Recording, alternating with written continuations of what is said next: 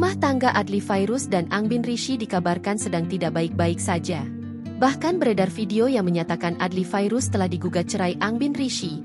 Salah satunya dibagikan akun Instagram selebritas update. Kelihatan romantis, diam-diam digugat cerai istri. Tulis pembuat video yang dibagikan akun selebritas update pada Selasa, 23 September 2025. Ah yang bener? Pantes main sinetron lagi. Komentar akun netizen. Angbin Rishi pun membagikan ulang postingan Vicky Kalea yang mengungkap dirinya comeback ke dunia akting setelah 7 tahun. Setelah 7 tahun vakum berakting, tulis Vicky Kalea yang menjadi lawan main Angbin Rishi di sinetron terbaru, tetapi judulnya belum diketahui. Angbin Rishi memang terakhir kali membintangi sinetron Jodoh Wasiat Bapak pada 2018 hingga 2019. Pada 2020, Angbin Rishi dinikahi Adly Fairuz dan menjadi seorang ibu untuk seorang anak laki-laki.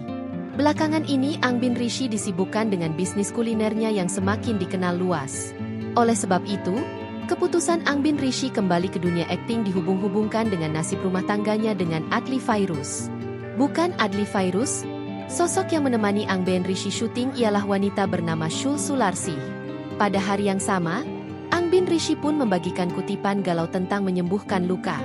Waktu tidak menyembuhkan semua luka.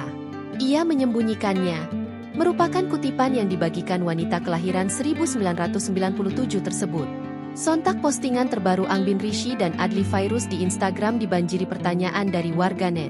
Angbin Rishi tampak membagikan potret selfie sendirian, sementara Adly Fairuz bersama sang buah hati.